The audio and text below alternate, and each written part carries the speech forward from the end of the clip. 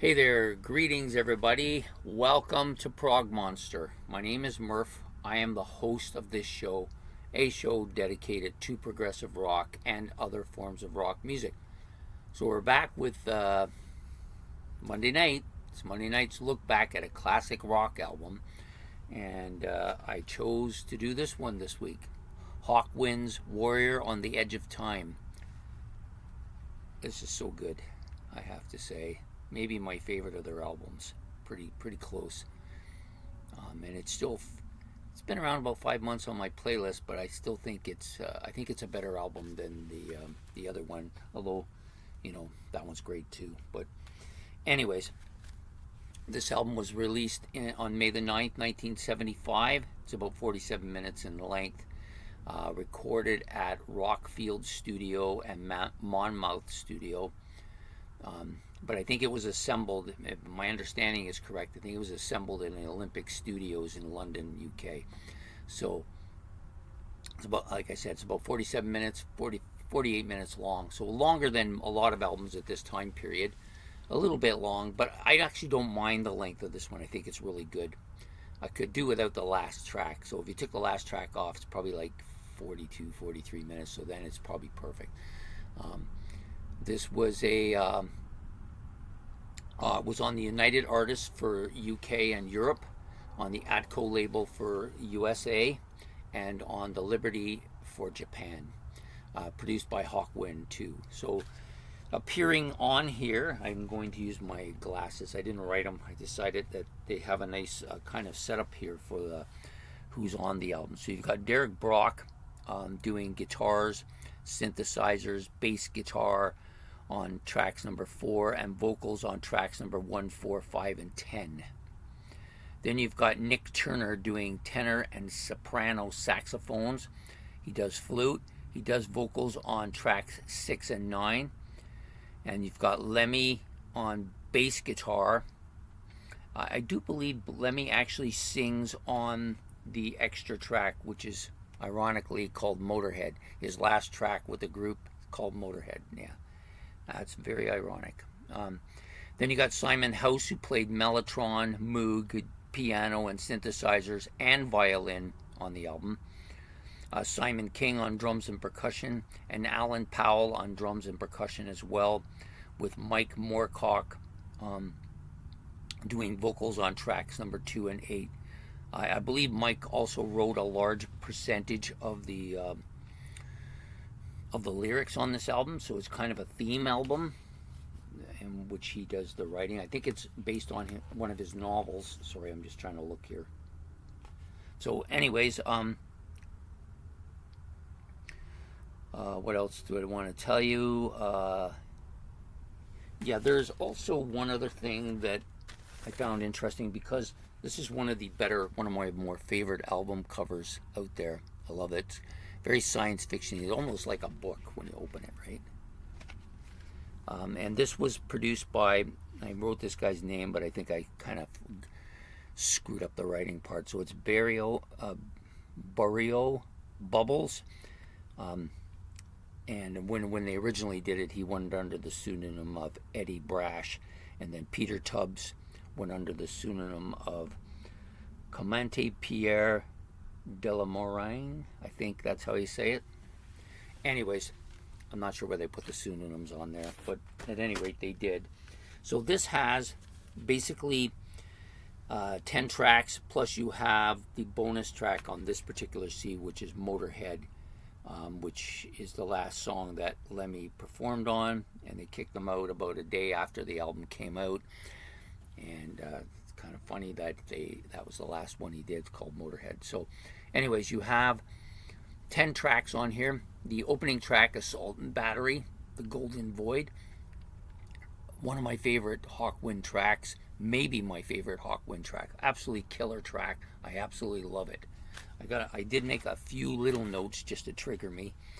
So the next track out, or the next one I wanted to talk about, is Demented Man. So you've got the wizard who blew his horn. It's kind of a lead-in song, I guess you might want to call it, into Opa Loca, which is kind of a drum part. It's kind of weird. It's a kind of a weird track. I'm assuming both drummers are playing on this, but you can't really hear unless they're just both playing the exact same thing. I'm not even sure why they have two drummers on the album, so maybe somebody else knows. I couldn't really find anything that explained why they have two drummers. And they play on every song together. They play all the percussion too, unless one's doing percussion and the other's doing drums, and then they switch back and forth. I'm not sure what. So maybe somebody else knows why that is. I'm not sure myself. So then you got the Demented Man. This is a really good track. And the thing that's notable about this track for me, anyways, is that, and I'm sure, I think I said it earlier. Yes, it's Dave Brock doing the vocals on this, and it's got a really kind of an Ian Anderson flavor to his voice on this. It's got that kind of raspy, kind of Ian Anderson, kind of bluesy, kind of vocally thing going on there on that track. That's the first thing that came to mind when he started singing was that, Anyways, I like that track a lot as well. The next track out is, I'm not really delivering these in any kind of order because my notes, I just made notes on the song. So Magnu is the next one, and it's got this kind of really Indian-like Eastern sound to the song. There's a lot of that kind of Indian music sound to it. Really good. Really like this track a lot. I think it's one of the longer tracks too. Then you've got Standing at the Edge, which I didn't. Yeah, I did. Lots of stuttering kind of sounds here, and on his voice as well, and on the synthesizers. Really, really cool effect. I like that a lot as well. Spiral Galaxy. This is another. It's actually called Spiral Galaxy 28948. So I bet you if you went and punched in the computer Spiral Galaxy 28948, an image will show up. I'm almost certain of it. I didn't do it, but I probably should have. Lots of synthesizer, lots of spacey sound to it. Really good track. A atypical Hawkwind sound, You got Warriors on here. Where is that? Yeah, the 8th track. Lots of drums, lots of vocal. It's kind of, it's a drum part in the background, and the guy's kind of explains like he's narrating a part of the story. So that's why I think this is a kind of a concept album or a mini concept. There's parts of it that are part of the concept. I don't think all the songs fall into the concept, but a lot of them do, and this one is one of them. Dying Seas, which is the second to last track here. Kind of got this really heavy bass opening, really psychedelic track, really spacey. Absolutely killer track. This album, not only is this a great album to listen to, but one of the better headphones albums that I've listened to in recent years. Really like this, and it just keeps growing on me. The more I listen to it, the more I like it. It's moving up on my playlist as well. And then the last kind of track on here is King of Speed. This was the one track on here that I haven't really gotten into this track, and I'm not really sure why. It's a bit different. It sounds more mainstreamish. It doesn't sound Hawkwindish. I like Hawkwind.